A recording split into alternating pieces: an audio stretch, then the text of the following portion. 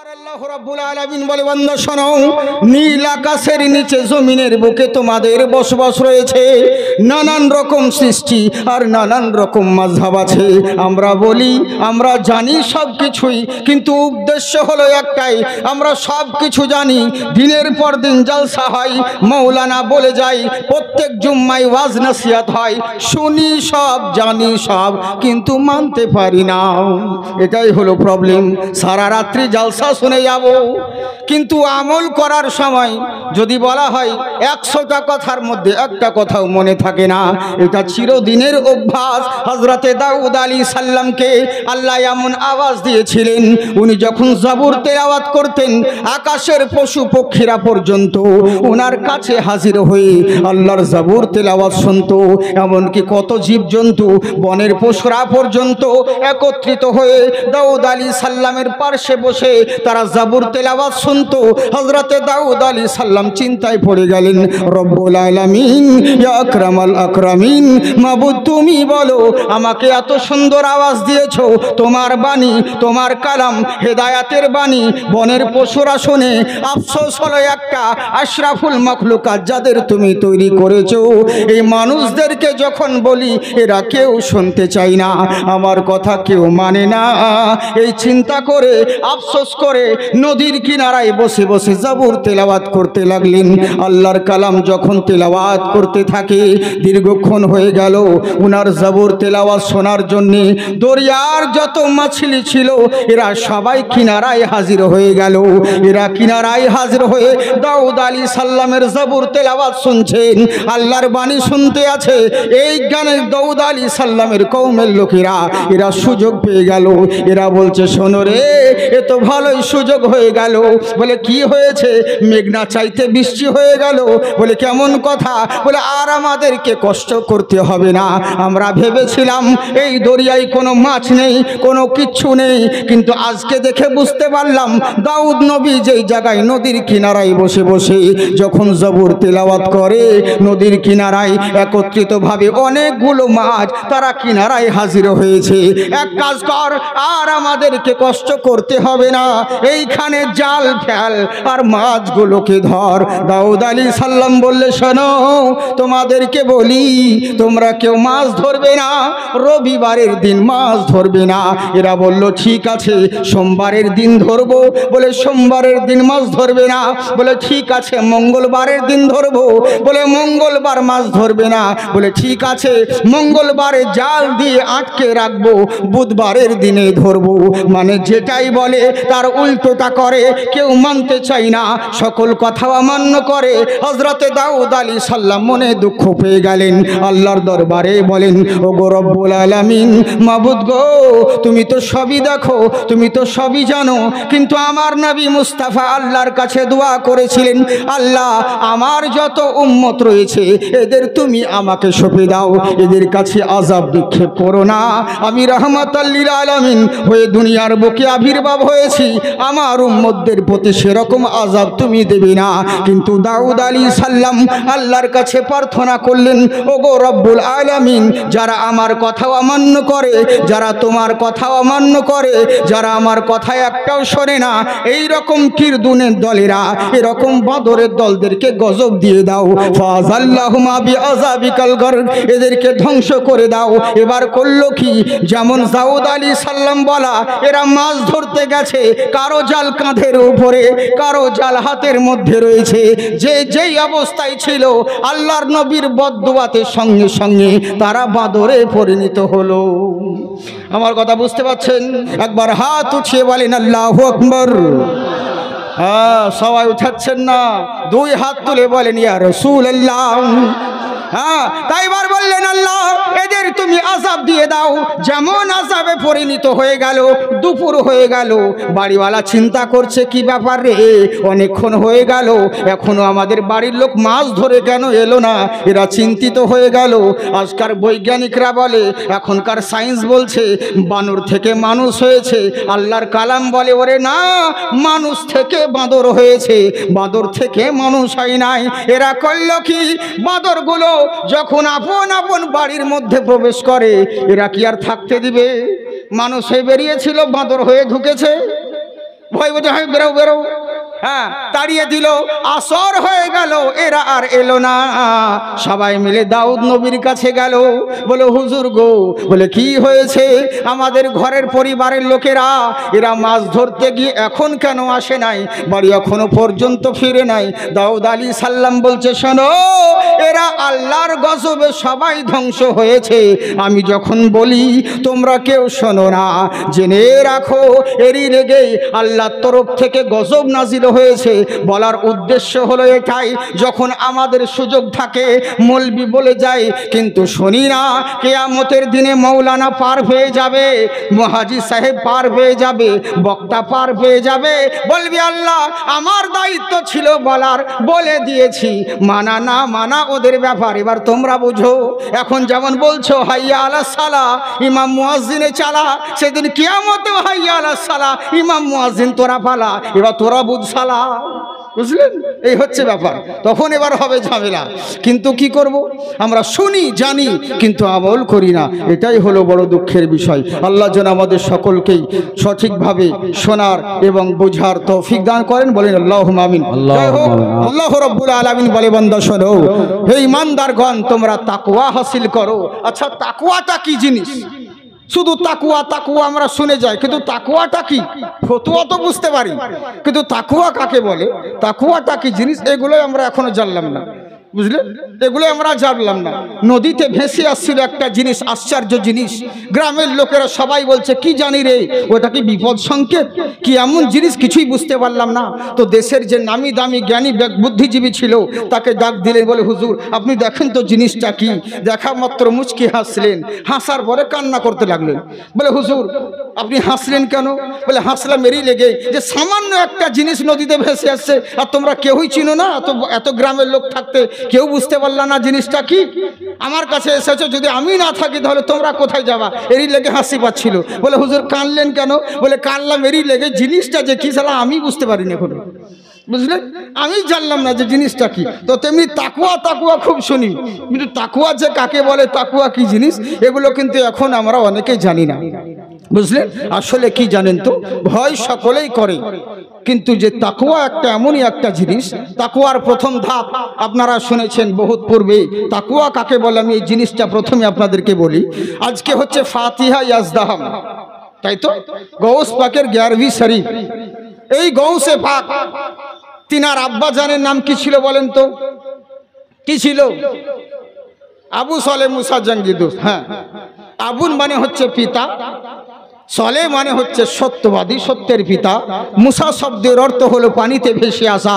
জঙ্গি দোস্ত যিনি নফসের সঙ্গে জিহাদ করতেন।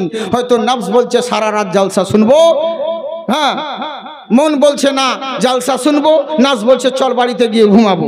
মন বলছে না রে না আর একটু 1 ঘন্টা বসে থাকি, কিন্তু নাস বলছে না চল বাড়িতে গিয়ে লুডু খেলি। এই যে নফসের সঙ্গে জিহাদ করা, উনি নফসের সঙ্গে সবসময় জিহাদ করতেন, এরই লেগেই তিনাকে আবু সলে মুসা জঙ্গি বলা হতো। বুঝলেন? আমার ইন্টারনেটে শুনেছেন আপনারা ঘটনা, কিন্তু আমাকে বলতে বলছিলেন, আমি দুটো কথা শুধু বলে দিই। জমিন যদি ভালো হয় তো ফসল ভালো হবে, এটা জেনে রাখেন। হ্যাঁ, জমিন যদি ভালো হয় তো ফসল ভালো হবে, বাবা মা যদি ভালো হয় তো সন্তান ভালো হবে। আজকে গৌসে পাকের জিকির আজগার সারা জাহানে চলছে, প্রত্যেকটা মসজিদে, প্রত্যেকটা মাদ্রাসায়, সারা জাহানে মুসলমান জাতি যত রয়েছে একাধিক জায়গায়, বেশিরভাগ সংখ্যা জায়গায় বড় পীর আব্দুল কাদের জিলানীর গুণগান গুণচর্চা হচ্ছে। কারণটা কি, কিসের জন্য, কেমন ছেলে উনি? আসলে দেখুন, ছেলে তো ছেলে, ওরে ছেলের বাপ মা কেমন ছিল সেটা দেখো, ছেলের বাবা মার কেমন তাকুয়া ছিল সেটা দেখো। উনি হচ্ছেন 2 তরফের পিরান পীর দস্তগীর গৌসে পাক। উনি 10 সিঁড়ি যদি ওপরে যান তাহলে ওনার সিজরা একদম ইমামে হাসান অবধি পৌঁছাচ্ছে, আর মায়ের তরফ থেকে যদি একটু 13 সিঁড়ি পৌঁছান তো 13 সিঁড়ির পরে ইমামে হুসাইন রাদিয়াল্লাহু তাআলা আনহু অবধি পৌঁছাচ্ছেন। উনি 2 তরফ থেকেই মাদারজাত ওলি সৈয়দ, এদিকে হাসানি ওদিকে হুসাইনি, নবী বংশের সন্তান। কেমন বাবা মা ছিল আপনারা শুনেছেন। আমার বহুত পুরাতন কথা, যে সামান্য একটা ফলের বিনিময়ে ফল ভেসে আসছিল, তাতেই চলে গেলেন, অন্যায় হয়ে গেল বলে ফল খাওয়ার জন্য। আচ্ছা বলুন তো দেখি, উনি যে নদীতে ফল খেয়েছিলেন, নদীতে নেমে ফলটা পেড়েছিলেন, উনি কি চুরি করেছিলেন? চুরি তো করেন। কারো তো না বলা করে হয়তো নিয়ে পালিয়েও তো আসেননি, ক্ষুধা লেগেছিল, নদীতে ভেসে আসছিল, তাই খেয়ে নিলেন।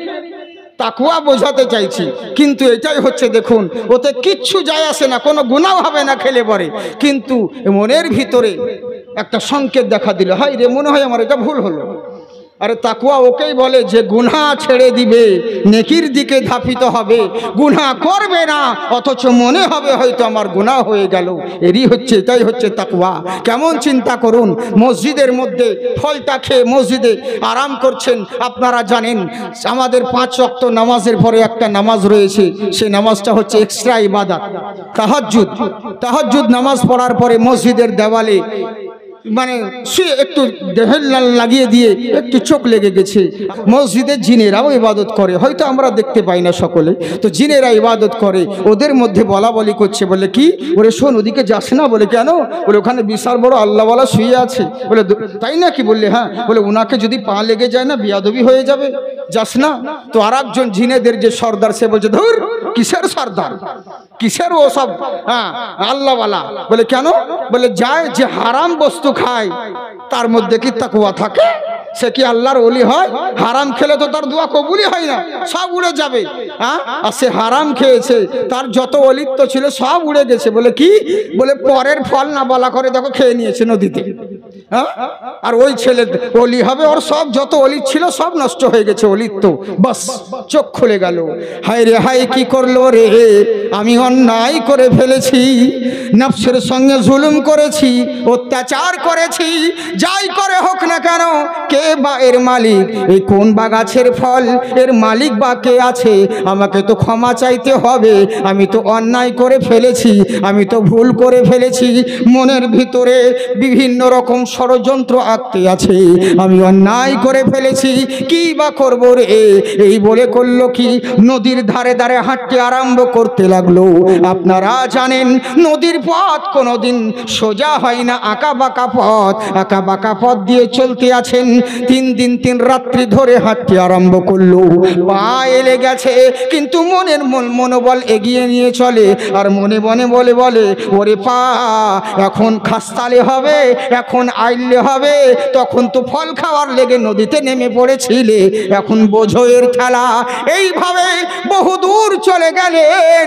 অবশেষে কিছু দূর যাবার পরে নদীর ধারে দেখছি একটা ফল গাছ, বেশ যখন ফলের গাছ নুঙিয়ে রয়েছে, ফলের বাগান রয়েছে, মনকে স্থির করে নিলেন এটাই হয়তো সেই বাগানের ফল, এই যে বাগানের ফলগুলো নদীতে ঝুলতে আছে এটাই হবে সেই বাগানের ফল।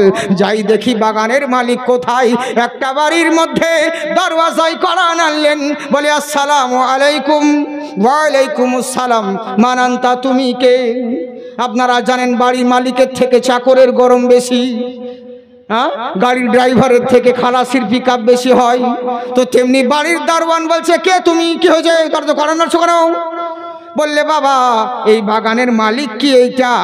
বলে হ্যাঁ। কি হয়েছে বলো? বলে ওনার সঙ্গে একটু দরকার ছিল। বলে এখন হবে না, জোহরের সময় যখন হবে নামাজ পড়তে যাবে, মসজিদের দরওয়াজায় দেখা করে নিও। বুঝলেন, মসজিদের দুয়ারে দেখা করে নিও।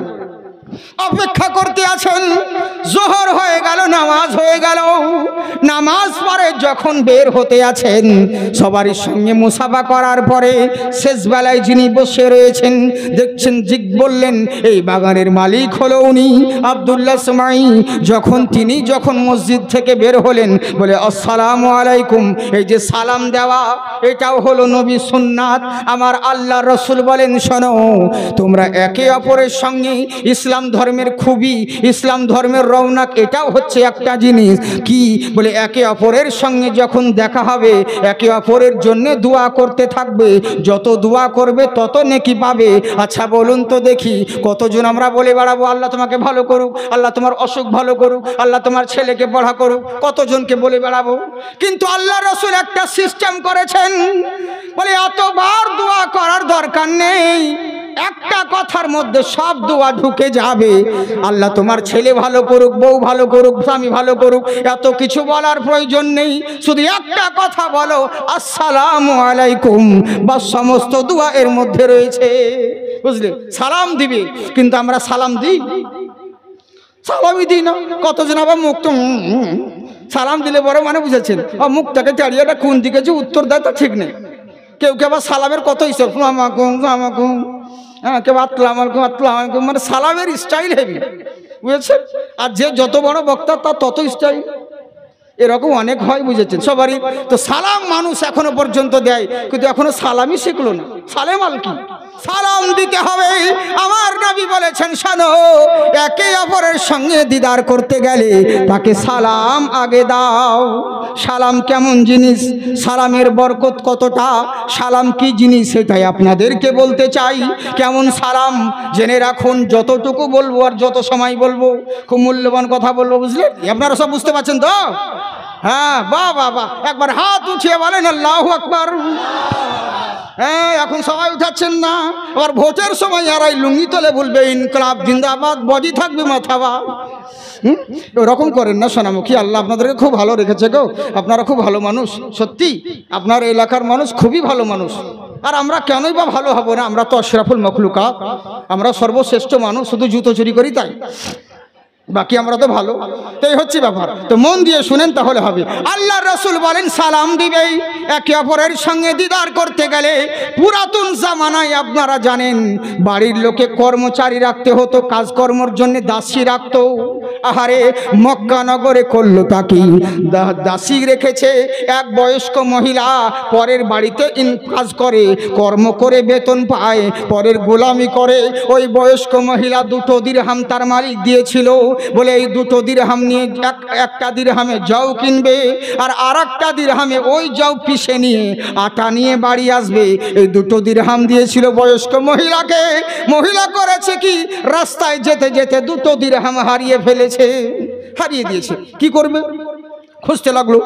হ্যাঁ, যখন হারিয়ে গেছে খোঁজাখুঁজি করছে। আমার নবী মুস্তাফা বললেন, শোনো, এই বুড়ি মহিলা কিসের জন্যে কান্না করো আর কিসের জন্যে খোঁজাখুঁজি করো? বলে হুজুর আর বলবেন না। বলে কি হয়েছে? আমার মালিক আমাকে 2 দিরহাম দিয়েছিল যাও কেনার জন্যে, আটা নিয়ে যাওয়ার জন্যে। এখন হুজুর 2 দিরহাম আমি হারিয়ে ফেলেছি, কি করব বলুন? আমার নবী মুচকি হেসে বললেন, তাই না? কি বললে? হ্যাঁ। বলে চিন্তা করো না, তোমাকে কান্না করতে হবে না। আমি নিজের পকেট থেকে নবী মুস্তাফা আমার 2 দিরহাম বের করে বুড়ি মহিলার হাতে দিলেন। বলে এই নাও, এই 2 দিরহাম, যাও গিয়ে যাও কিনে আটা পেশাই করে তোমার মালিকের বাড়িতে পৌঁছে যাও। তোমাকে আর চিন্তিত হবে না, তোমার আর প্রবলেম হবে না। যেমন টাকা দেওয়া, বুড়ি মহিলা আরো কান্না করতে লাগলো। বলে কিসের জন্য কান্না করো? বলে হুজুর আর বলবেন না। বলে কি হয়েছে গো? বলে আপনি তো 2 দিরহাম দিলেন, সেই তো ঘুরিয়ে একই ব্যাপার হয়ে গেল। 2 দিরহাম দিলেন, এই দিরহামে আমি যাও কিনবো, আটা নেব, পেশাই করব, বাড়ি যেতেই তো আমার সন্ধে হয়ে যাবে। কি করব? সেই ঘুরিয়ে তো একই সময় হয়ে গেল, এমনিতে তো দুপুর হয়ে গেছে। আমার মালিক কিন্তু খুবই কড়া, আমি যাওয়ার পরে বলবে এতটা সময় কোথায় ছিলি? না আমার ঘর বাদ দিয়ে অন্যজনের কাজ করতে গেছিলি, আমাকে তো বকুনি দিবে, আমাকে তো তখন উল্টো পাল্টা কথা বলবে, আমাকে ধমক দিবে। আমি কি করব? সেই তো ঘুরে একই ব্যাপার। পয়সা দিলেও যেই কষ্ট, পয়সা না দিলেও সেই কষ্ট। আমার নবী মুস্তাফা বললেন, শোনো, তুমি চিন্তিত হয়ো না, আমি নবী বলতে আছি, তোমার কোনো প্রবলেম হবে না। চলো আমি তোমার সঙ্গে যাব, তাহলে তোমার মালিক যেন কিছু না বলে। তোমার মালিক যখন জিজ্ঞাসা করবে আমি তখন বলবো, এই তোমার ভাদিকে বকিও না, ওর সময়টা আমি ওকে ঘিরে রেখেছিলাম। বুঝলে কেমন নবী? চিন্তা করুন, রহমতুল লিল আলামিন, দয়ার নবী মুস্তাফা বলেন চলো। ওই বুড়ি মহিলা যাও কিনে আটা পেশাই করে, আমার নবী মুস্তাফা বলছেন তুমি আগে আগে চলো, আর তোমার যাও আটা নিয়ে আমি তোমার পিছন পিছন যাচ্ছি। সুবহানাল্লাহ বলে। এটাই হচ্ছে কিরদার, ব্যবহার। বুঝলেন? শুধু ওয়াজ করে গেলাম, চলে গেলাম, হ্যাঁ, তারপরে মানুষ সালাম করলে তাকে ভ্যালু দিলাম না, এটা জরুরি নয়। বিশাল বড় মাস্টার হয়েছেন, বিশাল বড় ডাক্তার হয়েছেন, ব্যারিস্টার হয়েছেন, এই বলে মানুষকে মানুষ মনে করছেন না। মেম্বার হয়েছেন, নেতা হয়েছেন, এই জন্য ঠিক মতন সালামের উত্তর পর্যন্ত দেন না। নিজের ইমামকেও চিনেন না, নিজের গ্রামের গরিব ভাইদেরকেও চিনেন না। একটা কথা জেনে রাখবেন, আপনাকে ইজ্জতদার বানানেওয়ালাও হচ্ছে আল্লাহ, যে গরিবকে বানিয়েছেন সেটাও হচ্ছে আল্লাহ। ইজ্জত জিল্লতের মালিক হলো আল্লাহ। যে আল্লাহ আপনাকে মসনাদে বসিয়েছে, ওই আল্লাহ চাইলে মুহূর্তের মধ্যে ওই মসনাদ থেকে ভিখারির কৌটা হাতে ধরাতে পারে। বুঝলেন? সবই আল্লাহর হাতে। ইন্নাকা আলা কুল্লি শাইইন কদির। এই বলে নিজের অর্থের গরম দেখায়ও না। ব্যবহার তোমার আখলাক যদি ভালো থাকে তাহলে জেনে রাখবে তোমার সব ভালো। তোমার আখলাক, তোমার ব্যবহার যদি ভালো থাকে তোমার ডাকে সবাই সাড়া দিবে। আর তোমার যদি আখলাক না থাকে তাহলে তুমি যতই ডাকো কেউ তোমার কাছে আসবে না। কেমন নবীর ব্যবহার চিন্তা করুন।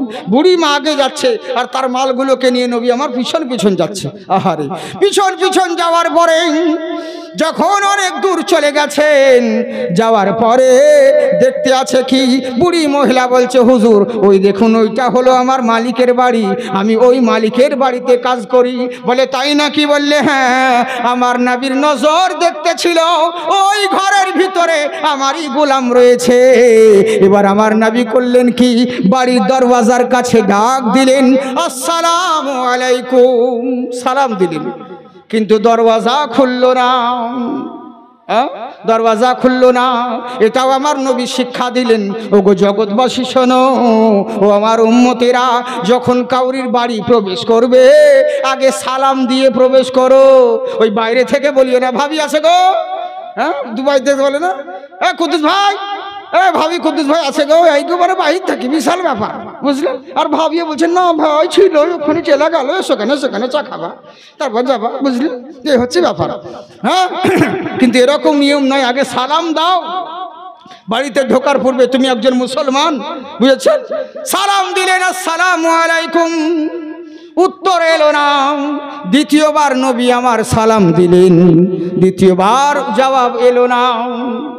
তৃতীয়বার আমার নবী মুস্তাফা আবার যখন ডাক দিলেন, সালাম দিলেন, আসসালামু আলাইকুম, যেমন সালাম দেওয়া সঙ্গে সঙ্গে দরওয়াজাও খুলে গেল, সালামের উত্তরও মিলে গেল।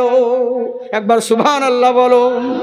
হ্যাঁ, এবার যখন বেরিয়ে এলেন সঙ্গে সঙ্গে বলছে, হুজুর কদম মুবারাকে পড়ে, ইয়া রাসূলুল্লাহ, ইয়া হাবিবাল্লাহ, নবী গো, ফিদাকা আবিয়া উম্মি, আপনার পদতলে আমার পিতা মাতা কুরবান হয়ে যাক, আজকে আপনি আমার বাড়ির দরওয়াজায়, আমি কিনা সৌভাগ্যবান।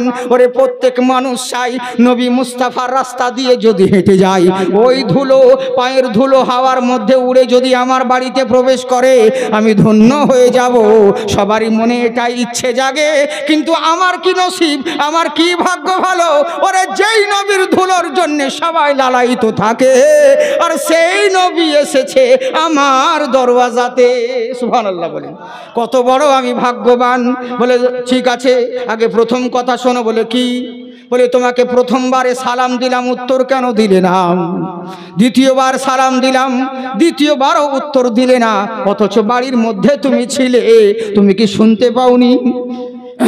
বলে পেয়েছি হুজুর। বলে উত্তর কেন দিলে না? বলে এরই লাগাই দিলাম না হুজুর, এর মধ্যে হিকমত আছে। বলে কি হিকমত? বলে সালাম হচ্ছে একটা দোয়া জিনিস, আমরা মৌলবি মৌলানা মুফতি মুহাদ্দিস গাউস কুতুব আফলাক সবাই মিলে দোয়া করি। এর ওসিলায় দোয়াতে কত রকম পড়তে হয়, কুল শরীফ, দরুদ শরীফ, নবীর ওসিলা সমস্ত কিছু বলার পরে দোয়া পাঠাতে হয়। ইজাবাতের দরবারে কবুল হবে না হবে 50-50 কোনো গ্যারান্টি নেই, কিন্তু যেই দোয়া করি কবুল হতে অনেক দেরি হয়ে যায়। কিন্তু জেনে রাখো, আর আমার নবী মুস্তাফা যখন দোয়া দেন আগে কবুল হন, তারপরে সেই ইজাবাতের মধ্যে পৌঁছান। জেনে রাখো, সবাই নবীর ওসিলায় দোয়া করতে থাকে, আর নবী স্বয়ং আমার বাড়ির দরওয়াজায় দোয়া দিতে আছে। আমি কত বড় ভাগ্যবান। এই লেগে দোয়া নেওয়ার জন্যে প্রথমবার উত্তর দিইনি, দ্বিতীয়বারও উত্তর দিইনি। আল্লাহ রসুলের মুখ থেকে আমার জন্য দোয়া নাজিল হোক, এরই লেগে দ্বিতীয়বারও উত্তর দিইনি। তৃতীয়বার যখন দেখলাম না রে না, এটা তো নবীর সঙ্গে বিয়াদবি হয়ে যেতে পারে।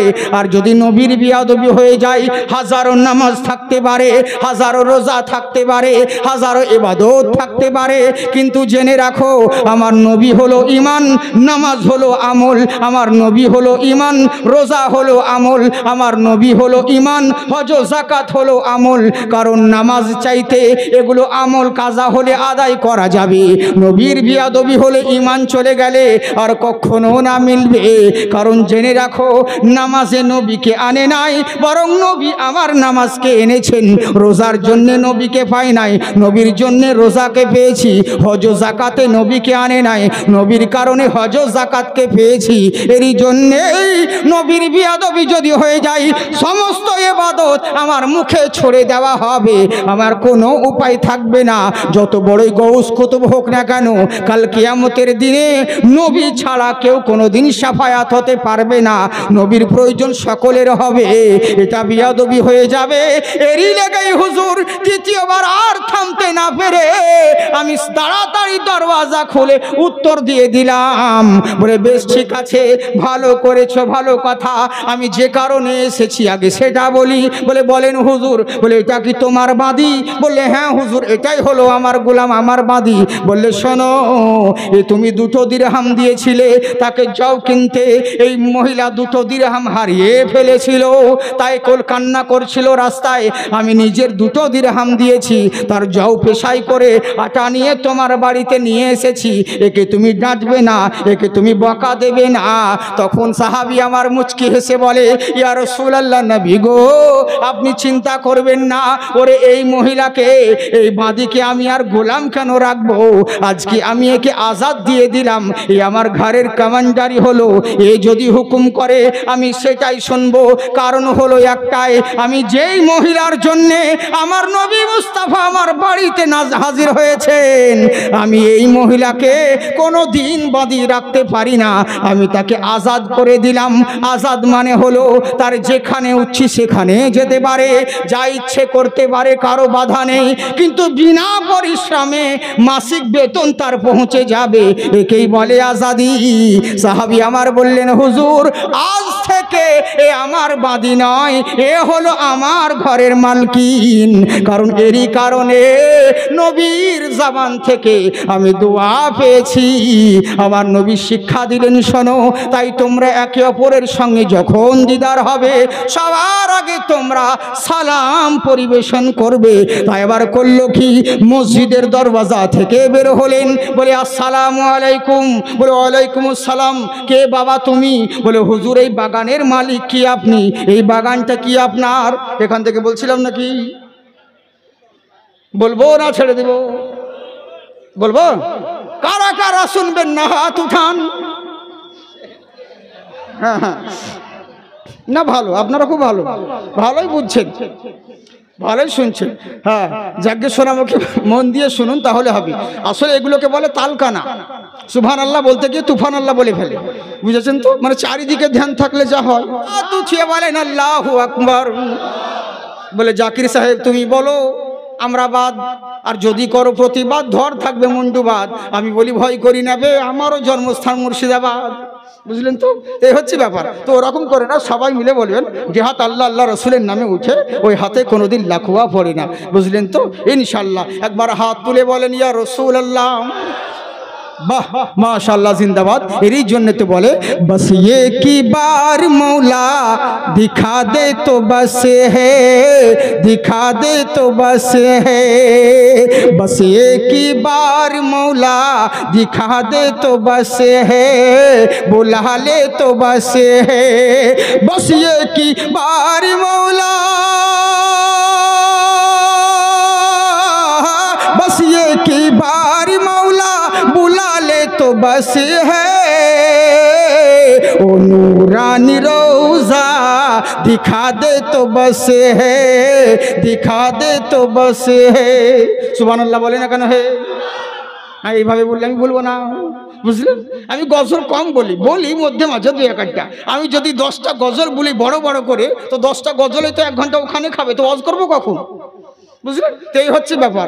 হ্যাঁ, বুঝেছেন তো? যারা বুদ্ধিজীবী লোক তারা ভালো করে বুঝে। তো যাকে মহব্বতে বলেন সুবহানাল্লাহ।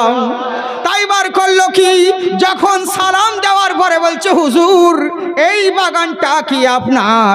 বাগানের মালিক কি আপনি? বলে হ্যাঁ বাবা, কি হয়েছে বলো, তোমাকে তো কোনো দিন দেখিনি। বললো হুজুর দেখবেন না, আমার বাড়ি অনেকটা দূরে। বলে কত দূরে? বলে এখান থেকে 3 দিন পথ অতিক্রম করে এসেছি। বলে তাই নাকি? বললে হ্যাঁ। তা বাবা কিসের জন্য এসেছো? বলে হুজুর আর বলবেন না, আপনার কাছে ক্ষমা চাইতে এসেছি। বলে ক্ষমা? তোমাকে তো কোনো দিন দেখিনি, আর তুমি এসেছো ক্ষমা চাইতে? কিসের জন্য ক্ষমা চাইছো বলো? বলে হুজুর আপনার এই বাগানের ফল নদী দিয়ে ভেসে যাচ্ছিল, ওই বহু দূরের পথ, আমি ক্ষুধার যন্ত্রণায় ছটফট করছিলাম, ক্ষুধার তাড়নায় ফলটা দেখে আমি নফসের তাড়নায় আমি নদীতে দেখাটু পায়ে নেমে ফলটাকে করে খেয়ে নিয়েছিলাম, কামড় দিয়ে দিয়েছিলাম হুজুর। এরই লেগে হুজুর না বলা করে আপনার ফল খেয়ে আমি নফসের প্রতি জুলুম করেছি, অত্যাচার করেছি। আমি হুজুর শকুনের প্রথম ধাপে উঠেছি, আমার সবই নষ্ট হয়ে যাবে, তাই আমি চাই আপনার বাগানের ফল আমি খেয়েছি, আমি অন্যায় করে ফেলেছি, ওই ফলের আমাকে ক্ষমা দিতে হবে। আপনারা ভালো করে জানেন কিরসান কিন্তু লাঙল চিনে, মালিক চিনে ফেলেছে। এ সাধারণ কোনো ছেলে নয়। কত মানুষ আসে আমার বাগানের ফল পেড়ে খেয়ে চলে যায়, কত মানুষ আসে না বলা করে কুড়িয়ে নিয়ে চলে যায়, চুরি করে নেয়, কেউ ক্ষমা চাইতে আসে না। এই এলো কেন? এ তো সাধারণ কোনো ছেলে নয়। বললে বাবা রে, আমি একটা রত্ন পেয়েছি, একে যদি যত্ন করতে পারি একটা রত্ন বেনে যাবে। বলে ঠিক আছে বাবা, তুমি ক্ষমা চাইতে এসেছো ভালো কথা, কিন্তু আমি যদি তোমাকে ওই ফলের ক্ষমা দিয়ে দিই, ক্ষমা দিয়ে দেব, তুমি তো ক্ষমা পেয়ে বাড়ি চলে যাবে, বিনিময়ে আমি কি পাবো? আমি কি পাবো? বলে তা তো জানি না। বলে শোনো, যদি সত্যিকারের ক্ষমা নিতে চাও, আমার বাগানে একটা গাছ লাগিয়ে দাও, যেই দিন ওই গাছে ফল ধরবে সেদিন তুমি ক্ষমা চাইবার উপযুক্ত হবে, যতদিন ফল ধরবে না তুমি ক্ষমা চাইবে না। থাকবেন আপনি, আমি হলে থাকতাম ওর কপালে খুঁজবেড়ার বাড়ি মেরে পালাতাম, চলবে তোর কাছে ক্ষমা চাইতেছে বা ফিকা বললাম। হ্যাঁ, এরই লেগে তো তিনাদের ইতিহাস, বুঝলেন তো? এরই জন্যই তো তিনাদের ইতিহাস। চিন্তা করে দেখুন হ্যাঁ, কেমন বান্দা। আহারে, আল্লাহু আকবার, আল্লাহু আকবার। সেদিন একজন গজল বলছিল, হ্যাঁ, এ দুনিয়ার কত মাবুদ সইব যন্ত্রণা, দুনিয়াতে নৌকা দাইয়া আখেরাতে কাঁদায় না। পাবলিক বলছে সুবহানাল্লাহ, যে যা মোল্লা হবে সব জায়গায় সুবহানাল্লাহ বলতে হয় না। বলে কেন? বলে গজলটা বুঝলি? ও বলছে দুনিয়াতে নৌকা দাইয়া আখেরাতে কাঁদাইও না, মানে দুনিয়াতে যা কষ্ট দেওয়ার দিয়ে দাও, এই দোয়া করিও না ভাই, আল্লাহ যদি কষ্ট দিতে লাগে, কষ্ট সহ্য করতে না পারে ঈমান পর্যন্ত হারা হয়ে যাবে, তার মানে ওই দোয়া করিও না। রব্বানা আতিনা ফিদ দুনিয়া হাসানাতাও ওয়া ফিল আখিরাতি হাসানাও ওয়া কিনা আযাবান্নার। আল্লাহর কাছে এই দোয়া করো, রব্বুল আলামিন আমাকে দুনিয়াতেও ভালো রাখো, আখিরাতেও ভালো রাখো, জাহান্নামের আগুন থেকে মুক্তি করো, এই দোয়া করো। কিন্তু না বুঝে আমরা পাবলিক এখন সুবহানাল্লাহ সব জায়গাতে বলে দিই। আসলে কি জানেন তো, প্লাস্টিকের জোরে, প্লাস্টিকের জ্বালায় কাঁসা পিতলের কোনো দাম নাই। হ্যাঁ, কোনো দাম নাই, সবই প্লাস্টিকের। কিন্তু চিন্তা করলাম যে শুধু ভাত রান্না করতে গিয়ে ওই এক জায়গাতে প্লাস্টিক মার খেয়ে গেল, কারণ আগুনে তো হবে না আর প্লাস্টিক রান্না করা, ওই সেই স্টিলের বা কাঁসার পিতলের এগুলোই লাগবে, ওই জায়গাতে প্লাস্টিক মারা খেয়ে গেছে। সিটি গোল্ডের জ্বালায় স্বর্ণের মানে দাম নাই। হ্যাঁ, স্বর্ণের দাম নাই। বাসে ছিনতাই হয়েছে, আমি এগুলো হাসছে। বলে হাসছো কেন গো, তোমাদের অত মাল আলিয়ে চলে গেল, কানে নিয়ে চলে গেল। বলে হুজুর বুঝবেন না। বলে কি বলছে? সিটি গোল্ডে। হ্যাঁ, সিটি গোল্ডের। হাই রে হাই রে, মানে সিটি গোল্ডের জ্বালায় ডাকাতরা পর্যন্ত ধোকা খেয়ে নিছে গো। এটা পাক্কা, যেগুলো তুমি অন্যায়, কিন্তু বেচারিয়া কষ্ট করে ছিনতাই করছে আর তুমি তাদেরকে সিটি গোল্ড ধরিয়ে দিচ্ছ, এটা করা ঠিক নয়। কিন্তু বুঝেছে তো? সিটি গোল্ডের জ্বালায় সোনার মজবুরি, কিন্তু সোনা সোনাই থাকবে। তুমি যতই যা কিছু করো, সিটি গোল্ড কদিন মার্কেট নিবা? সাময়িকের জন্য, কিন্তু সেই স্বর্ণের কাছেই আসতে হবে। হ্যাঁ, আর সোনার দাম চিরদিনই দাম থাকবে। তাতে পাবলিক যতই বিরোধিতা করুক আর যতই করুক না কেন, হ্যাঁ, ইঙ্গিতে কোন দিকে দোষ দিচ্ছি তার মানে ভালোই বুঝতে পারছেন, বুঝলেন? এই হচ্ছে ব্যাপার। দেশের পরিস্থিতি হচ্ছে এরকম। হ্যাঁ, সকলের জ্বালায় আর আমাদের কোনো নাই। এখন তো ওয়াজ আওয়াজ সব রকমই চলছে, এরই লেগে আমরা আর কোন কি করব বলেন, উপায় নেই। এই জন্য মজবুরিতে পড়ে কিছু কিছু কথা বলতেও হয়।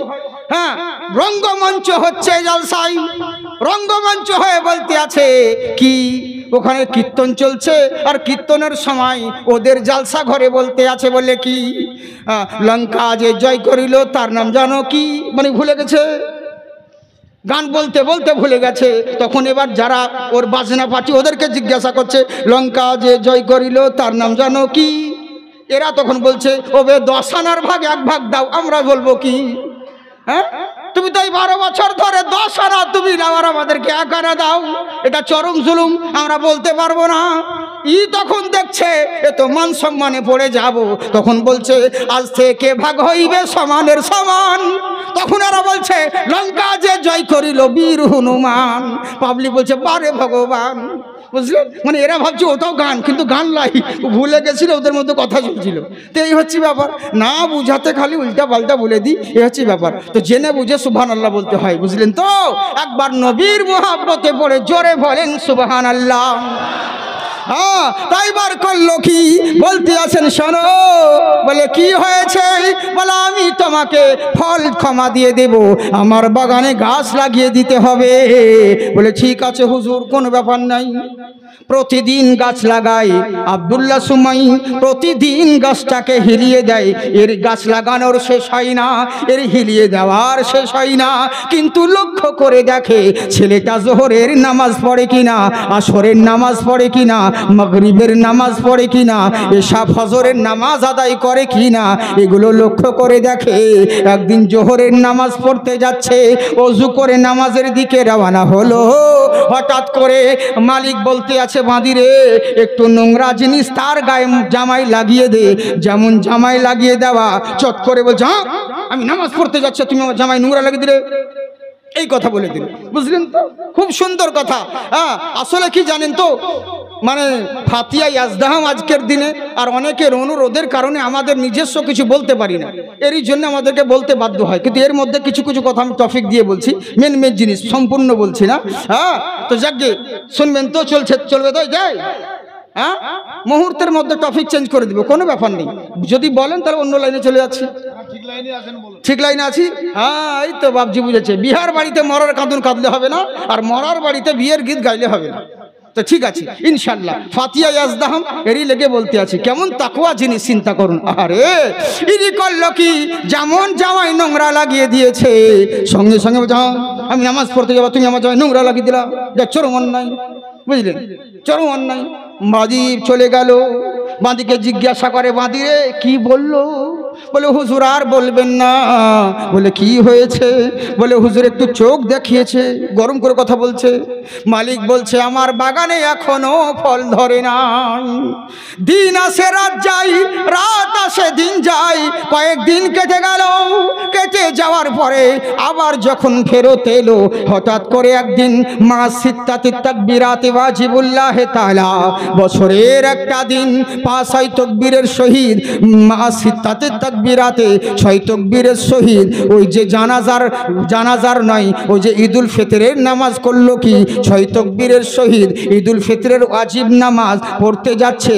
বছরকার দিন খুশির দিনে নামাজ পড়তে যাবে, গোসল করে ওযু করে পাঞ্জাবি পরিধান করে নামাজ পড়তে যাচ্ছে। আবার মালিক তার বাঁধিকে বলল বাঁধি রে আবার কিছু জিনিস তার গায়ে লাগিয়ে দে। আবার যেমন একটা নোংরা জিনিস তার গায়ে লাগিয়ে দিয়েছে, উনি আর কিছু বললেন না। নদীর পানি দিয়ে হোক আর কুয়ার পানি দিয়ে হোক, নিজের জামাটাকে নিচড়ে নিয়ে ধৌত করে ঘাড়ের মধ্যে ফেলে চলে গেলেন নামাজের দিকে। মালিক বলছে শোনো, এত দিনে আমার বাগানে ফল ধরেছে, বুঝলে?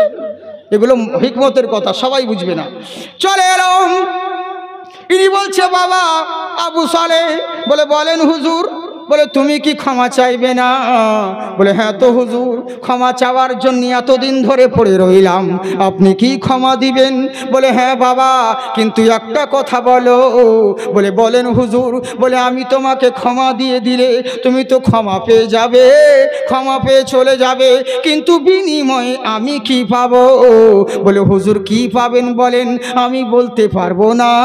তখন মালিক বলতে আছে, বাবা রে, আমি তোমাকে যদি সত্যিকারের ক্ষমা নিতে চাও আমি তোমাকে ক্ষমা দিয়ে দেব, কিন্তু তার আগে আমাকে ঋণ মুক্ত করে দাও। বলে কিসের ঋণ? বলে তুমি কি জানো না আমার নবী বলেছেন শোনো, প্রথম নম্বর শর্ত হলো যখন কোনো মানুষ মারা যাবে বেশি দেরি করবে না, তাড়াতাড়ি বিবাহ দিয়ে দিও। তাড়াতাড়ি যখন কোনো মানুষ মারা যাবে বেশি দেরি করবে না, তাড়াতাড়ি তাকে দাফন করে দিও, বিদায় দিয়ে দিও, বেশি তাড়াহুড়ো করিও না। অনেক মানুষ জানাজার ময়দানে বলে, এই মনে সাহেব কাজ আছে তাড়াতাড়ি করেন, কাজ আছে, এই আছে, কত রকম বলে যেমন ধরে। কিন্তু আল্লাহ রাসূল বলেন মানুষকে দাফন করতে গিয়ে তাড়াহুড়ো করবে না, ওকে বিদায় দেওয়ার সময় এইটুকু শিক্ষা নিবে, আজ যেমন তার পরনের লুঙ্গি খুলেছ, একদিন তোমার কাপড় অন্য কেউ খুলবে, এই দিন তোমারও হবে বন্ধুরে। চিরদিন সবার সমান যায় না। ফালাউলাইজা বালাগাতিল হুলকুম ওয়া আনতুম হিনা ইজিন তানজুরুন, যতই মাস্তানি করে বেড়াও, যতই লাফালাফি তাবালহুয়ানগিরি করে বেড়াও, চিরদিন সবার সমান যায় না, এই ক্ষমতাও চিরদিন থাকবে না। একদিন এমন আসবে যেদিন তোমার নিঃশ্বাসটা তোমার হুলকুমে এনে ঠেকাবে, ওয়া আনতুম হিনা ইজিন তানজুরুন, সেদিন তুমি অসহায় হয়ে যাবে, নিরুপায় হয়ে যাবে, ইচ্ছে করবে কথা বলার, মুখ ফুটবে না, বুক ফাটবে তো মুখ ফুটবে না, চেষ্টা করবে হাত পা নড়ার, কিছুই করতে পারবে না, তুমি অসহায় হয়ে যাবে। কেন হবে জানো? কুল্লুন নাফসিন যায়কাতুল মউত, পৃথিবীর বুকে বহু জিনিসের স্বাদ চেখেছো, বহু জিনিসের স্বাদ গ্রহণ করেছো, একদিন মরণের স্বাদ গ্রহণ করতে হবে, মরতে সকলকেই হবে। তাই এবার জেনে রাখো, কোনো মানুষকে মাটি দেওয়ার সময় তাড়াহুড়ো করবে না, ওকে ভালোভাবে দাফন করে দিও। দ্বিতীয় নাম্বার হলো যদি কারো ঘরে বিবাহযোগ্য মহিলা থাকে দেরি করবে না, ওর তাড়াতাড়ি বিয়ে দিয়ে দিও, বেশি দেরি করবে না। আমরা অনেকেই ভাবি মুসলমানদের ধর্ম, ইসলাম ধর্মে মেয়েদেরকে শুধু বদ্ধ ঘরে থাকতে বলেছে, কিছু করতে পারবে না, এটা ভুল ধারণা। কে বলেছে? ইসলাম ধর্মে মেয়েরা, ছেলেরাও যেটা করে মেয়েদেরকে অধিকার দেওয়া হয়েছে। মেয়েরা ডাক্তার হতে পারে, ইঞ্জিনিয়ার হতে পারে, ব্যারিস্টার হতে পারে, কালেক্টর হতে পারে, সব রকম হতে পারে, সব কিছু পড়তে পারে, ইসলাম বাধা দেয়নি। কিন্তু একটা শর্ত আছে। বলে কেমন শর্ত? মেয়েকে আয়ে বিয়ে গোষ্ঠী শুদ্ধ পড়াও, ইসলাম বাধা দেবে না, কিন্তু শর্ত একটা আছে। বলে কি শর্ত? ফলের বাগান যেমন চাষ করেছো শক্ত করে বেড়া দিও, নইলে পরের ছাগলে এসে তোমার বাগানটাকে মুড়ো করে দিয়ে চলে যাবে। তেমনি মেয়ে জন্ম দিয়েছো, আয়ে বিয়ে এমএ ডাক্তার ব্যারিস্টার করাও, ইসলাম বাধা দেয়নি, কিন্তু মেয়ের যত্ন নিও। কিন্তু আমরা করি কি?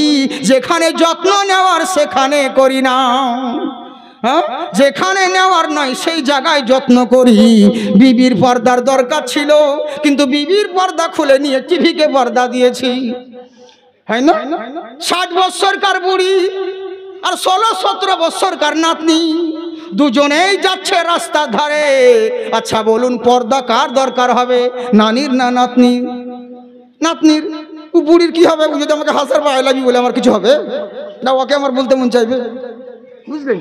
তো পর্দার দরকার ছিল নাতনির, কিন্তু নাতনিকে নাও, নাতনি উদাম হয়ে আছে, আর এই বুড়ি বোরখা পরে ইন্ডিকেটর শুধু বের করে নেন, গাড়ির মতন পিটপিট করে হাঁটছে। হ্যাঁ, ওরে রসগোল্লা উদাম হয়ে রেখেছো, আর আলকাতরা কিনে এমন পর্দা করেছো যে ছেনি হাতুড়ি দিয়ে খুলতে হচ্ছে। যেখানে পর্দার দরকার সেখানে পর্দা নাই, আর যেখানে পর্দার প্রয়োজন নেই সেই জায়গায় পর্দা করেছো। এটা কেমন বিচার?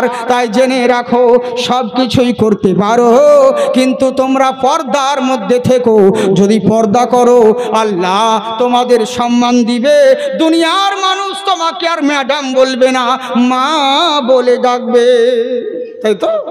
হ্যাঁ মা বোন দুঃখ করিয়ে না, আপনারা ভালো, আপনাদের কথা বলছি না, আপনাদের দিকের মানুষ অনেক পর্দা করে, ওই আমাদের দিকের মেয়েদের কথা বলছি, ওই দিকের মেয়ে ওরকম, আর আপনারা তো ভালো গো পর্দা করেন। তবে একটাই অনুরোধ করবো, শুধু মৌলবীকে দেখে পর্দা করিয়েন না, হ্যাঁ শুধু মৌলবীর সামনে পর্দা লাই, আপনারা সকলের সামনে পর্দা করবেন, পর্দা করলে আপনার ভালাই হবে, কিন্তু পর্দা আপনারা করবেন না শুধু মৌলবীদেরকে দেখলেই পর্দা।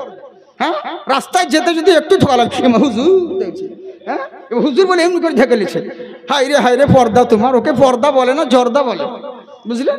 রাস্তার ধারে আপনারা শুনেছেন আমার বহুত পুরাতন কথা, হ্যাঁ হ্যাঁ বর্দার রাস্তার ধারে টিউবওয়েলে গোসল করছে গো, বাড়িতে করে না, রাস্তার ধারে টিউবওয়েলে। এখনো দেখবেন বহুত মানুষ লজ্জা লাগে বরঞ্চ যেতে, রাস্তার ধারে টিউবওয়েলে গোসল করছে, মেয়েকে দাঁড় করে বলছে কেউ এলে পরে বলবি, বলে হুঁ আসুন।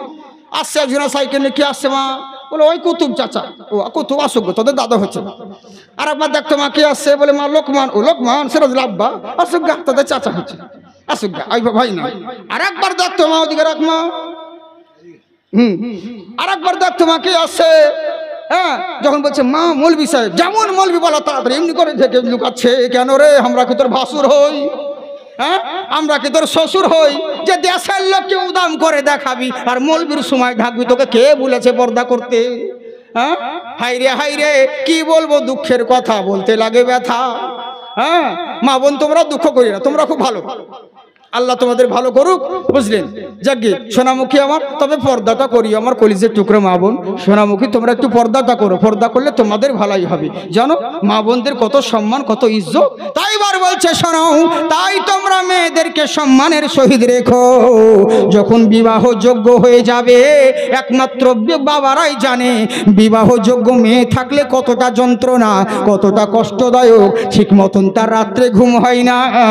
তাই বাবারে আমার ঘরে একটা মেয়ে রয়েছে, বহু জায়গায় পাত্র খুঁজে বেড়ালাম, কোনো জায়গায় মনে ধরেনি বাবারে, তোমাকে আমার মনে ধরেছে, তোমাকে আমার মনে ধরেছে, তোমাকে আমার চোখে লেগেছে, তাই তোমাকে আমার পছন্দ, আমি চাই তোমার হাতে আমার মেয়েকে সঁপে দিতে, আমার মেয়েকে বিয়ে করে আমাকে ঋণ মুক্ত করো, আর নইলে এখান থেকে কেটে পড়ো। বুঝলে? ইনি চিন্তা করলো কি করবো রে, এ তো বিশাল ব্যাপার, তো বিয়ে যখন করতে হবে ক্ষমা তো লাগবে আমার, তাই তো এক হচ্ছে হকুল্লাহ হুকুকুল ইবাদ, এক হচ্ছে আল্লাহর হক, এক হচ্ছে বান্দার হক। আল্লাহর হক নষ্ট করলে ওয়া গাফিরিজ যাম ওয়া কাবিরিত তওব, আল্লাহর কাছে তওবা করো, আল্লাহ ক্ষমাকারী, আল্লাহ মার্জনাকারী। আর বান্দার হক নষ্ট করলে আগে বান্দার কাছে ক্ষমা চেও, বান্দা যতক্ষণ ক্ষমা করবে না মহান আল্লাহ ক্ষমা করবে না। বুঝলে? বান্দার কাছে ক্ষমা চেয়েছো, হ্যাঁ কিন্তু করলো কি, মরতে হবে আমাদেরকে, কিন্তু বান্দার হক নষ্ট করলে, বান্দা ক্ষমা না করলে আল্লাহ ক্ষমা করবে না। যাই হোক বিয়ে যখন করতে হবে, আজ করলেও করব, কাল করলেও করব, কোনো ব্যাপার নেই, বিয়ে করব, কিন্তু ক্ষমা আমার চাই। বলে হুজুর ঠিক আছে বিয়ে করব, কিন্তু সূরা নিসায় আল্লাহ বলেন যখন তুমি কাউকে বিয়ে করতে যাবে মেয়েকে একবার দেখে নিও, যদি তোমার নয়ন জুড়ে যায় তাহলে বিয়ের প্রস্তাব দিও। তো একবার মেয়েটাকে দেখান, হ্যাঁ একবার মেয়েটাকে দেখান, দেখেনি তো এতদিন ধরে আছে কিন্তু মেয়েকে দেখেনি। বুঝলেন? কেমন তিনারা চিন্তা করে দেখুন। আহারে বলে হুজুর মেয়েকে একবার দেখালে ভালো হতো, তখনকার এই নিয়ম ছিল, এখন দেখাতে হয় না মেয়েদেরকে। বিয়ে দেখতে যাবেন তার আগে আর 1000টা লাইন আছে মোবাইল, ফেসবুকে আর মেসেঞ্জারে হোয়াটসঅ্যাপে, সারা রাত বাপ মাও কিছু বলে না।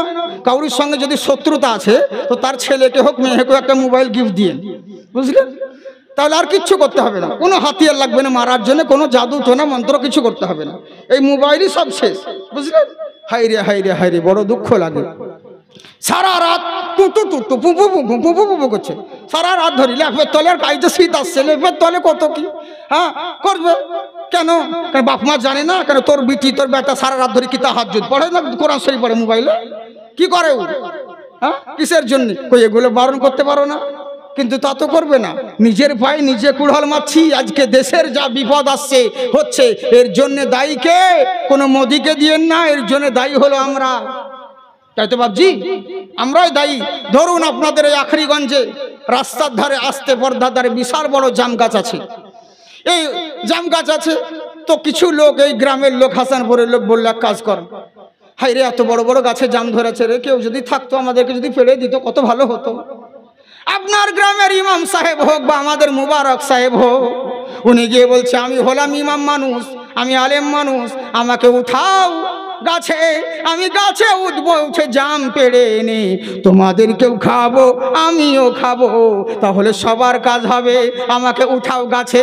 গ্রামের লোকে ফতুয়া দিয়ে দিল, মৌলবীর গাছে উঠা জায়েজ নয়। যা বাবা, সাইড থেকে ফতুয়া দিয়ে দিল, মৌলবীর গাছে উঠা জায়েজ নয়। বাস, মৌলবী পালিয়ে গেল। একটা হুমড়া চুমড়া ব্যক্তি এসে বলছে, আমি মেম্বার, আমাকে উঠাও, হ্যাঁ, আমি দেশের সেবা করি, জনগণের সেবা করি, আমাকে গাছে উঠাও, আমি জাম পেড়ে আনবো, আমিও খাবো, তোমরাও খাবে। বলে, বাবা তোমার মতন লোক দরকার আছে। সবাই মিলে চেড়ে চুড়ে গাছে উঠিয়ে দিল। গাছে উঠে জাম পাড়ছে, খাচ্ছে, নিচে এরা বসে আছে, জাম পড়বে বলে দেখছে জামের পরিবর্তে সারা শুধু আঠি বলছে, আঠি পড়ছে। চিন্তায় পড়ে গেল, কি ব্যাপার রে, কথা হয়েছিল জাম পেড়ে এনে খাবো, এখন দেখছি একাই খাচ্ছে, আমাদেরকে জাম ফেলছে, আঠি ফেলছে, এ তো চরম অন্যায়, এটা তো কথা ছিল না। তখন এবার দোয়া করছে, কি করবো, তখন দোয়া করছে, আল্লাহকে গাছ থেকে নামিয়ে দাও, গাছ থেকে নামিয়ে দাও। কেন বে, তোরাই তো উঠালি, হ্যাঁ, তোরাই তো উঠালি গাছে, এখন কেন দোয়া করছি? যত বিপদ আসছে এইগুলো তোমার হাতের কামাই, বিপদে পড়ে দোয়া করলে হবে না, আল্লাহ অমুক জনাকে ধ্বংস করে দাও। কেন তোমার হুঁশ হয়নি? এই যে বিপদ এসেছে শুধুমাত্র তোমাদের কারণে। তুমি কি জানো না, যখন একদিন মস্তিয়েছ একদিন পস্তাতে হবে। যখন রুজির মালিক আল্লাহ মুখে বলছো কিন্তু অন্তরে মানোনি, তখন বিপদে পড়ে বলছো আল্লাহ যা করে তাই মেনে নিতে হবে। এতদিন মনে ছিল না, কাজ করার সময় মসজিদে যখন আজান দিতেছিল তখন মনে হয়নি, ওরে শোন, রুজির মালিক আল্লাহ, ব্যবসা যখন হবে হবে, চল আগে নামাজটা পড়ি, তখন আল্লাহর কথা মনে হয়নি। এখন দেওয়ালে পিঠ ঠেকেছে, এখন এবার বলছো আল্লাহ যা করবে তাই মেনে নিতে হবে। এখন বুঝছেলা, বুঝলেন? এই হচ্ছে বাবা, হ্যাঁ, এই হচ্ছে ব্যাপার। এর জন্য দায়ী হচ্ছে আমরা বাবজি, এর জন্য অন্য কেউ দায়ী নয়, কাউকে দায়ী করে লাভ নেই। দেশের যা পরিস্থিতি, এর জন্য আমরাই হলাম দায়ী। হ্যাঁ, তাই বার করলো কি শোনো, বললে কি হয়েছে? বলে এখন আমাদের প্রত্যেকটা পরিবারের উচিত হবে নিজের সন্তানদেরকে শাসন করা, নিজের সন্তানদেরকে আয়ত্তের মধ্যে রাখা। আজকাল করতে করতে ছোট আছে বলতে বলতে ছেলে বড় হয়ে গেল, আপনার আয়ত্তের বাইরে বেরিয়ে গেল, তখন আর শাসন করতে পারবেন না, তখন ঘুরিয়ে ও আপনাকে শাসন করবে। এরই লেগেই সময় থাকতে তাদেরকে শুধরানোর চেষ্টা করুন। মা বোন, আপনারা যদি শুধরাতে পারেন তাহলে এখানেও লাভবান হবেন, পরকালেও লাভবান হবেন। তাই বলছে, বাবারে আমি আপনার মেয়েকে বিয়ে করব, কিন্তু বিয়ের আগে একবার মেয়েকে দেখান, আমি তো কোনো দিন দেখিনি। তখন বলছে, শোনো, আমার মেয়েকে কি দেখবে গো, আমার মেয়ের যা গুণ আছে আমি তোমাকে বলে দিই, তাহলে তো করবে। বলে, হ্যাঁ বলুন। বলে, শোনো, আমার মেয়েকে দেখা লাগবে না, যা যা আমার মেয়ের মধ্যে গুণ আছে আমি সবই বলে দিচ্ছি। বলে, বলুন। বলে, আমার মেয়ে কি দেখবে, ও তো দেখতে কালো। বলে, তাই নাকি? বললে, হ্যাঁ। বলে, আমার মেয়ে শুধু কালো নয়, সে তো অন্ধ। বলে, তাই নাকি? বললে, হ্যাঁ। আর তোমার মেয়েকে কি দেখবে, কি করে আসবে, সে তো খোড়া, ল্যাংড়া, মুখে বোবা, কানে কালা, ইত্যাদি অনেক রকম বর্ণনা দিলেন। বলে, এগুলো হচ্ছে আমার মেয়ের গুণ, তোমার ইচ্ছে হলে বিয়ে করো, নইলে এখান থেকে কেটে পড়ো। মালিক চিন্তা করে নিল, আবু সালে মুসা জঙ্গি মাথা নত করে কোরআনের দিকে খেয়াল করে, আল ইমানে মুফাসসালের দিকে খেয়াল করে। কি করবে? আমানতু বিল্লাহি ওয়া মালাইকাতিহি ওয়া কুতুবিহি ওয়া রাসূলিহি ওয়াল ইয়াউমিল আখির ওয়াল কদরি খাইরিহি ওয়া শাররিহি মিনাল্লাহ তাআলা ওয়াল বাসি বাদাল মাউত। আমি ঈমান এনেছি আল্লাহর উপরে, আল্লাহর রাসূলের উপরে, আল্লাহর ফেরেশতার উপরে, আল্লাহর কিতাবের উপরে। শুধু তাই নয়, আখিরাতের উপরে, খাইরিহি ওয়া শাররিহি মিনাল্লাহ তাআলা। ভালো মন্দ যা কিছু হয় সবই আমার তাকদীরের উপরে, আমার নসিবের উপরে। আমার নসিবে যদি ভালোই লিখে থাকে কেউ কোনোদিন খারাপ করতে পারবে না। আমার নসিবে যদি খারাপ লেখা লেখা থাকে কেউ কোনোদিন ভালাই করতে পারবে না। কি করব রে, মরতে একদিন হবে, দুনিয়া ছেড়ে একদিন মরে যে চলে যেতে হবে। আমার ভালো মন্দ সবই যখন আমার তাকদীরের উপরে, নিশ্চয় আমার নসিবে এটাই লেখা ছিল, মেনে নিতে হবে, তাছাড়া কোনো উপায় নেই। বলে ঠিক আছে হুজুর, আপনার মেয়ে যা হবে হোক, আমি ওই মেয়েকেই বিয়ে করব, বিনিময়ে আমাকে ক্ষমা দিতে হবে। সুবহানাল্লাহ। চিন্তা করতে পেরেছেন কত বড় ঝুঁকি? এ তো বিয়ে নয়, মনে হয় জানাজা। হ্যাঁ, কত বড় ঝুঁকি নিলেন জীবনে। বিয়ে করব কিন্তু আমার ক্ষমা চাই, ওই মেয়েকে বিয়ে করব, কানা ঘোড়া। আহারে, এবার তো পালাতে পারতেন, কিন্তু এবারও পালালেন না। চিন্তা করে দেখুন। আহারে, খুব সুন্দর কথা সামনে আসছে, কিন্তু বলতে গেলে আমার টাইম হয়ে যাচ্ছে, তো এটা হচ্ছে সমস্যা। আপনাদের বিরক্ত লাগে না তো? সত্যি বলছেন? হ্যাঁ, মাশাআল্লাহ। একবার মোহব্বতে বলেন সুবহানাল্লাহ। घर की दहलीज हो या के बाजार हो, गैर महरम से पर्दे की तालीम दो। घर की दहलीज हो या के बाजार हो, अपन गैर महरम से पर्दे की तालीम दो। घर की दहलीज हो के या बाजार हो, गैर महरम से पर्दे की तालीम दो, वरना एक उम्र बेटी की कट जाएगी। फातिमा की हया ढूंढते ढूंढते एक दिन में मदीना पहुंच जाऊंगा, दर्द दिल की दवा ढूंढते ढूंढते। सुबहानाल्लाह बोलें। सुबहानाल्लाह। नात देखुन दम থাকা চাই, বুঝলেন তো, আল্লাহর দান। হ্যাঁ, শুধু নাতের মধ্যে বহুত কোয়ালিটি আছে। কালাম দেখুন কত সুন্দর, ইমান তাজা হয়ে যাবে। মোহাব্বতে জোরে বলেন সুবহানাল্লাহ। कि मेरे आका की दंदन वन नज्म की एक तबस्सुम से फैली अजब रोशनी, मेरे आका की दंदन वन नज्म की एक तबस्सुम से फैली अजब रोशनी। मोहब्बत के साथ बोलिए सुभान अल्लाह। मेरे आका की दंदन वन नज्म की एक तबस्सुम से फैली अजब रोशनी, गुमशुदा सुई एक आन में मिल गई, गुमशुदा सुई एक आन में मिल गई। हंस पड़ी आयशा ढूंढते ढूंढते। नारे तकबीर, नारे रिसालत, मसला के आला हजरत, वली का दामन। नारे तकबीर, नारे रिसालत। चतुर्वेदी जाकिर हुसैन साहेब, नारे तकबीर, नारे रिसालत। যাই হোক, আমি ভাবলাম হয়তো চতুর্বেদী ফকির হোসেন বলতে যাবে, হয়তো জাকির হোসেন না বলে এরকম হয়ে যায় গোলমাল। চতুর্বেদী বলতে গিয়ে আয়ুর্বেদী হয়ে যায়। তুছিয়ে বলেন আল্লাহু আকবার। আর বলবো, সত্যি বলছেন? শুনবেন? কারা কারা শুনবেন হাত উঠান। যারা যারা হাত উঠালেন 2000 করে টাকা এনে দেন। হ্যাঁ জানি তো দিবেন না, হ্যাঁ আমি জানি দিবেন না। মানুষ হচ্ছে স্বার্থ। ওরে বাপ মরে গেছে হাসানপুরে, বিটি আছে আখেরিগঞ্জে বা রানীতলায়, ওখান থেকে বিটি গাড়িতে টোটোতে চেপে কান্না করতে করতে আসে। হাসানপুরের লোক বুঝতে পারছে এবার মাল আসছে, কান্না করছে। আর আমার আব্বা গেছিল বিহার পরে ছাপ্পর কাজ কিনা দিব, এখন কে দিবে লো, বাবা পটল তুলে দিল। বড় ভাই বলছে কাঁদিস না বহিন, আমি দিব, আমি দিব তোকে ছাপ্পর কাজ, বাপুনা তো কি আছে। আবার দেখছে খাট যখন পেলাম আর একটা জিনিস বাইক, ওটা লাগবে তো, আবার কান্না শুরু করলো। আমার বাবা কোয়া ছিল বিহার 3 মাস পর হোন্ডা কিনে দিব, এখন কে দিবে লো, বাবা কেন চলে গেল। ছোট ভাই বলছে কাঁদিস না বহিন, চুপ, দরকার হলে পোখর বিক্রি করে তোকে বাইক কিনে দিব, মোটরসাইকেল, এখন তো চুপ। ই দেখছে দুটোই পেয়ে গেছি, তখন ওই ঘরে ঢুকে বলছে বয়স হয়ে গেছে, আল্লাহর মাল আল্লাহ লিয়াছে, মরতে তো একদিন হবে, সকলকে তো হবে, দুঃখ করি আর লাভ কি, কে দিবার লাভ কি, বুঝেছেন তো? মানে মাল পেয়ে গেছে যাকে, সব স্বার্থের কান্না, বুঝলেন? পয়সা যখন বলছি কারা শুনবেন হাত উঠাচ্ছেন, আর পয়সার কথা বলছে তো এমনি করছি, ওরকম করিয়েন না, শোনা। হাত উঠিয়ে বলেন আল্লাহু আকবার। হ্যাঁ মাশাআল্লাহ সুবহানাল্লাহ জিন্দাবাদ জি আল্লাহ পাক আপনাদেরকে আবাদ রাখুন